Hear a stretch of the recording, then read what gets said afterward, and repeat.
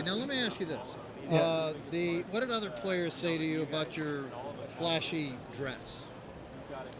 You must have taken a load of crap from people. Well, they didn't say much, but I don't know what they knew what to say, good or bad. So they just stayed quiet. Like Jimmy DeMeritt, Jimmy was a great friend of mine. Jimmy was one of the 4 people I know in my life that I never heard anyone say anything bad about him. I never heard him say anything bad about anyone else. If he didn't like you, he just said out of your way. Who are the other 3 people? Well, I can't tell you right now who they are. Okay. All right, now you were known as a bit of not only a character and a peacock, but a playboy. How big of now this is a family thing here. How big of a playboy were you? Well, I love life. Yeah. And I ran with Sinatra and Dean Martin and Sammy Davis and all my What was that? Let me just stop right there. What was that like, running with Sinatra, Dean Martin, the Rat Pack? You couldn't believe it. I think it would take a Webster to have the right answer. How many all-nighters did you, how many times did you go to the first tee with no sleep? Or little sleep? A lot. I told them one time, I said I was going to, what I really need to do. They said, well, Doug, what do you really need to do more to play better? I said, if I could hire someone to sleep for me, that would give me more time. But again, whenever I won the Canadian Open, they have a tournament called the Tournament Champions in Las Vegas. Yeah.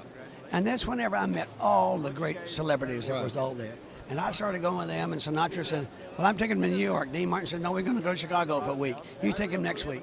But I don't know why, but they just took a liking to me. I was like, their son or something. Yeah. We laughed and cut up. What's the most interesting thing you did with the Rat Pack? Can't tell it. I knew you were going to say that. We'd all get shot. I know. All right. I read recently where you said the putt at the Open Championship at St. Andrews, somebody asked you about it, fill in the blank. Once an hour, once a day, what is it? I said sometimes funny quote. I said sometimes I go as high as 5 minutes without even thinking about it. But I do. You still think about it all the time? All the time. I don't know why. It's not, I don't want to. Yeah. I really don't. But there's just something other about, maybe you're at the airport and the plane's late or something other. You get a lot of sleep. And then you're seeing the private jets go by. You said, Sanders, if you made the putt, you'd had your own plane, A little something like that all the time. Yeah. But again, somebody said over there one time, said, Sanders, about you missing a putt. He says, you'll always be remembered for missing that putt. You know something? I bet you I've had at least 20 people to ask me in my life about me missing that putt. And they said, by the way, who won the tournament? They don't even remember who won the tournament. They don't remember Jack won the tournament? No. But again, how did you miss that putt? You stepped away from it, didn't you? And how long was it? What's the actual probably distance? About 3 feet. 3 feet? All right. Well, what I did, there were so many things happened there that I just completely went from here way out there. You lost focus? Oh, yes. First of all, it started on the 18th hole. The guy used to caddy for Tony Lima. Came up to me and he said, Doug, use this tee in memory of Tony, because I was going to be on the plane with Tony when it went down. Okay, he's a good friend of mine. It was a white tee. A white tee to me always meant 5. But I didn't want to use it, but it was Tony was a good friend. I said, well, okay. Then I put it in my pocket, got to the tee there and teed up, used it, hit a good tee shot right up in front of the green. And I didn't really know how far it was, and I thought, again, I was just started to wonder a little bit, trying to be smart doo-doo. And I said, I'll walk up there and just walk up and see how far it is and let them have something to talk about. And I did. It was 86 yards. That's the first week I'd ever used those clubs. I hit it probably about 25 feet past the hole. When I knocked it down, I'd always remembered that a guy told me, Doug, when you have one of those short putts, don't mark it and everything. Just go ahead, while you're there, just go ahead and knock it on in. And for some reason, that stuck right in my head. I said, go ahead and put it up. And I looked down, and I saw something there that looked like a little brown pebble. I reached over to pick it up, and I saw it was grass where the grass had burned, and it looked brown. And I raced up, and the gallery started on the back over your back, started laughing. I said, well, I'll bow to them last. Now I'm over the putt, and I said, well, Trevino over there, you should let him putt. Well, you've been over it a long time. Go ahead. No, why don't you mark it? No, go ahead. Oh, wow. You lost your routine. I did indeed. Wow. And that's not really like me. Does that haunt you, or are you okay with it? Where do you stand with it? Well, it happened.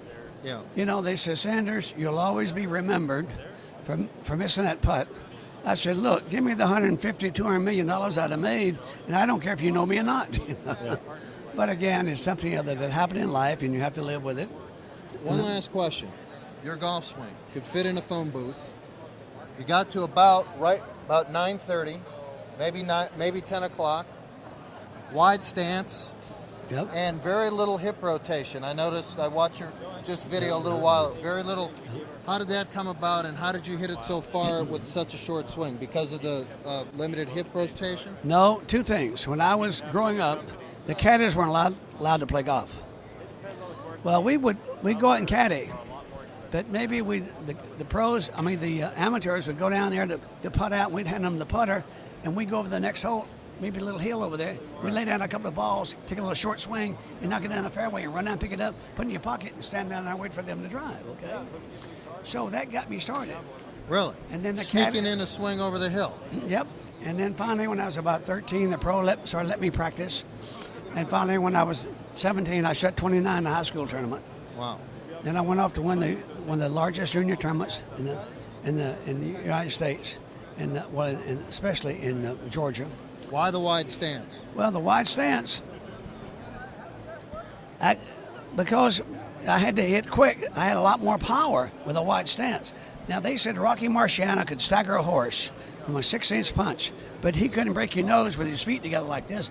But from here to there, look at the power. There you go. So I broke in 17 driver shafts on a downswing. Wow. So my stance is wide, so I'm coming there. I got so much power to come down versus this. You have to I hear you. turn. So that was the way. Thanks for the tip. Thanks for the time. Good luck to you.